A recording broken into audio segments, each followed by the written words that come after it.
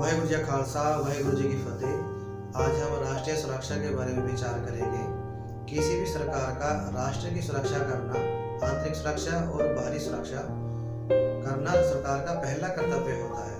और भारत देश की सरकार के द्वारा राष्ट्र के अंदर, हमारे देश के अंदर ऐसी समस्याएं खड़ी कर दी गई हैं, जैसे कि नक्सलवाद, अलगाववाद, भ्रष्टाचारी, बेरोजगारी, गरीबी, काला धन जैसी अन्य समस्याएं पैदा कर दी हैं।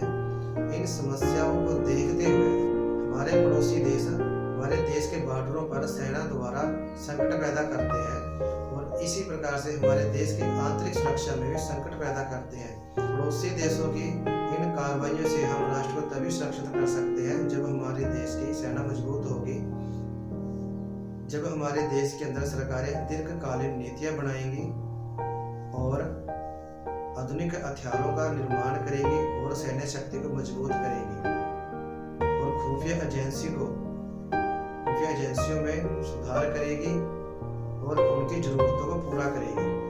तभी हमारे देश की राष्ट्रीय सुरक्षा हो सकती है।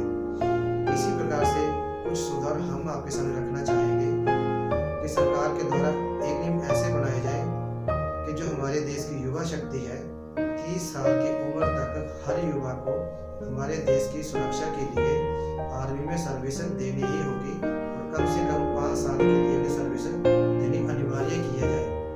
हमारे देश की सेना भी बढ़ेगी और सेना मजबूत भी होगी और उन्हें जो सैलरी दी जाएगी, तनख्वाह दी जाएगी, इसके लिए एक नियम और बनाया जाए हमारे देश के अंदर कि जो हमारे फौजी भाई बॉर्डरों पे जो सुरक्षा के लिए खड़े हैं, वो अपनी जान को हथेली पे रख के खड़े हैं और उनका किस गोली पे नाम लिखा जाए इस रिस्क में खड़े हैं। और हमारे देश के अंदर जो सरकारी नौकरियां हैं, उन नौकरियों पे कोई खतरा नहीं है उनको, और उनको जो तनख्वाह दी जाती है वो तनख्वाह फौजी भाइयों से ज्यादा ना दी जाए। फौजी भाइयों की अगर तनख्वाह 40,000 है तो देश के अंदर किसी भी नौकरी की तनख्वाह 40,000 से कम ही होनी चाहिए, यानी कि 5,000 या 10,000 कम ही हो, ज्यादा नहीं होनी चाहिए किसी भी नौकरी की हो, क्योंकि देश के अंदर जो नौकरी कर रहे हैं उनकी जान को कोई खतरा नहीं है। जो बॉर्डर पे हमारे भाई खड़े हैं उनकी जान को खतरा है, वहां पर उन्हें तनख्वाह ज्यादा दी जाए, देश के अंदर कोई भी नौकरी हो वो कम दी जाए। प्रकार से आधुनिक नई तकनीक के हथियारों का निर्माण किया जाए और फौजी भाइयों को दिया जाए। आधुनिक हथियारों से अच्छी तरह से सुरक्षा की जाएगी। इसी प्रकार से जब फौजी भाई रिटायर हो, उनके रिटायर होने के बाद उन्हें बिजनेस की ट्रेनिंग दी जाए।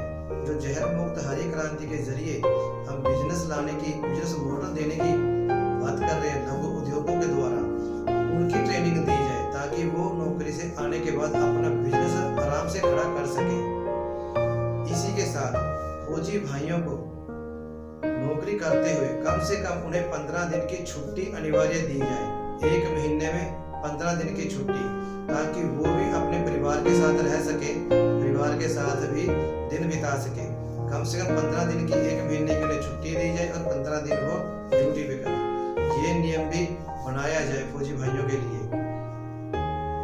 और आंतरिक सुरक्षा को मजबूत बनाने के लिए जो हमारे देश के अंदर आईपीसी एक्ट लागू है, प्रशासन है, उस प्रशासन को मजबूत करने के लिए इस एक्ट को बदला जाए, भारतीयता के मुताबिक नया एक्ट बनाया जाए और उसे लागू किया जाए और नए भाइयों की, नए युवाओं की उसमें भर्ती की जाए।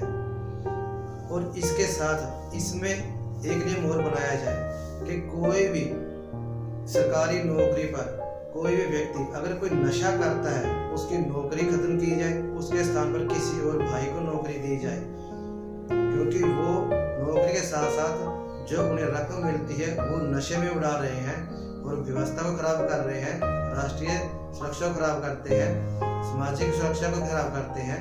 तो इसका प्रावधान किया जाए, उन्हें नौकरी से हटाया जाए और उनके स्थान पर किसी और व्यक्ति को नौकरी दी जाए और उन्हें सजा का भी नियम बनाया जाए, ताकि वो सरकारी नौकरी लेते हुए, सरकारी नौकरी पर लगे हुए वो नशा करते हैं तो इसका एक नियम बनाया जाए नौकरी से हटाने का और उन्हें सजा देने का। और यह एक्ट इसलिए भी ख़त्म किया जाना चाहिए क्योंकि यह एक्ट 1857 में अंग्रेजों द्वारा बनाया गया था और भारतीय क्रांतिकारियों को मारा गया था, पीटा गया था। और 1947 में आज़ादी के समय हमारे क्रांतिकारी भाइयों को मारा गया और उनके परिवारों को भी मारा गया। इसी एक्ट के जरिए मारा गया था। ये एक्ट अंग्रेजों का बनाया हुआ है। यह एक्ट अंग्रेजों द्वारा भारत को गुलाम बनाने के लिए बनाया गया था और भारत देश की जनता को गरीब बनाने के लिए बनाया गया था। और जो भारत में जो क्रांतिकारी भाई थे, उन क्रांतिकारी भाइयों को मारने के लिए, पीटने के लिए यह एक्ट बनाया गया था। और यह एक्ट आज भी लागू है। आज भी यह एक्ट हमें गुलामी की याद दिलाता है और आज भी हमारा देश गुलाम है। जब तक ये अंग्रेजों के बनाए हुए कानून हमारे देश में रहेंगे, तब तक हमारा देश गुलाम रहेगा और देश की जो समस्याएं हैं वो ऐसे ही बढ़ती रहेंगी। और हमारे देश के अंदर जो भी आज देश की जनता विरोध कर रही है सरकारों का, उस विरोध को दबाने के लिए इन कानूनों का ही सहारा लिया जाता है। जो देश के अंदर अंग्रेजों द्वारा बनाए गए कानून आज भी लागू हैं। इन कानूनों को ख़त्म करना बहुत ज़रूरी है।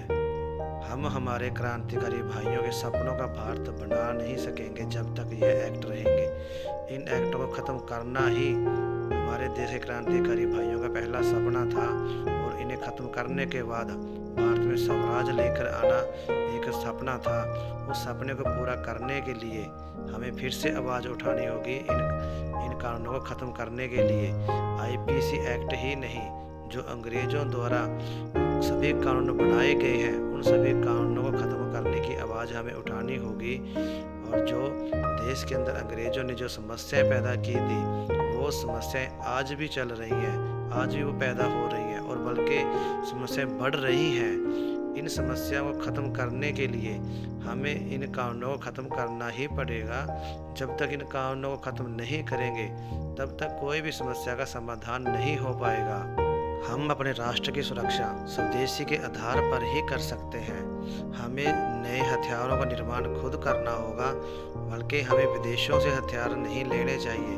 विदेशी देश कोई भी हमें हथियार तब देता है जब उसके लिए वो हथियार बेकार हो जाता है या उससे वो जो टेक्नोलॉजी का हथियार उसके पास हो, उसके बाद ही वो हमें अपने पुराने हथियार देगा। नया हथियार वो हमें कभी नहीं देगा। आज सरकार विदेशों से शस्त्र खरीद रही है, वो शस्त्र उन देशों के लिए वो बेकार हैं और वो हमें बेच रहे हैं। यह हमारी मूर्खता है कि हम विदेशों से बेकार शस्त्र ले रहे हैं। हमें अपनी स्वदेशी के आधार पर नए शस्त्र बनाने चाहिए ताकि हम अपने मुताबिक बनाएं और उन शस्त्रों से हम अपनी सुरक्षा करें। जिस देश से हम शस्त्र खरीद रहे हैं, वही देश हमारे पड़ोसी देशों को भी शस्त्र बेच रहा है। वो अपना बिजनेस कर रहा है और यह हमारे जो पड़ोसी देश हैं, उन्हीं हथियारों से हमारे ऊपर हमला करते हैं। वो भी हथियार वहीं से लेते हैं और हम भी वहीं से ले रहे हैं। तो हम अपने देश की पूंजी भी खराब कर रहे हैं। जिस पूंजी से हम विदेशों से हथियार ले रहे हैं, उस पूंजी से हम अपने ही देश में हथियार बनाएं तो हम स्वावलंबी भी होंगे और खर्चा भी कम होगा। हमें हथियार अपने देश में ही बनाने चाहिए। इसके साथ साथ हमें राष्ट्र की सुरक्षा के लिए हमें न्याय व्यवस्था को भी बदलने की आवश्यकता है ताकि आसानी से न्याय मिले और सस्ता मिले। हमें न्याय व्यवस्था भारतीयता के आधार पर बनानी चाहिए और इसकी आज हमें ज़रूरत है। और न्याय व्यवस्था हमारी स्वदेशी पर आधारित हो। जो कोर्ट बनाए गए हैं, ये अंग्रेज़ों द्वारा ही बनाए गए हैं। आज भी हम अंग्रेज़ों की गुलामी कर रहे हैं। वही कानून आज चल रहे हैं। उन्हीं कानूनों के मुताबिक हमें न्याय दिया जाता है और ये न्याय नहीं होता, हमें फैसले सुनाए जाते हैं और वो फैसले लोगों द्वारा खरीदे जाते हैं। इस प्रकार से हमें न्याय व्यवस्था को भी बदलना ही होगा। आम जनता को कोर्टों द्वारा सज़ा सुनाई जाती है और बड़े चोरों को, भ्रष्टाचारियों को ये खुले छोड़े जाते हैं और आज भी खुले घूम रहे हैं। इनके नाम पे काला धन इतना जमा है विदेशों में, लेकिन इन्हें कोई सज़ा नहीं है, कोई काला धन वापस नहीं आता। लेकिन आम जनता के ऊपर सभी कानून लागू हो जाते हैं और ये भ्रष्टाचारी कानूनों को अपनी जेब में रखते हैं और इनके लिए कानून है ही नहीं है, जनता के लिए ही कानून है सभी। हमें ये सब कुछ बदलने की आवश्यकता है आज। पूरी की पूरी व्यवस्था बदलने के बाद ही हम लोग समाज में सुरक्षित रह पाएंगे और हमारी सुरक्षा हो पाएगी। इन कानूनों को ख़त्म करने के बाद जब तक ये अंग्रेजी कानून रहेंगे तब तक कुछ नहीं हो सकता। जब तक ये अंग्रेजी व्यवस्था रहेगी तब तक ये सभी समस्याएं रहेंगी और हमारी असुरक्षा भी रहेगी। तब तक हम सुरक्षित नहीं हो सकते। इसीलिए इसे और बेहतर बनाने के लिए आप हमें सुझाव दें। आप सबका बहुत बहुत धन्यवाद। वाहिगुरू जी का खालसा, वाहिगुरू जी की फतेह।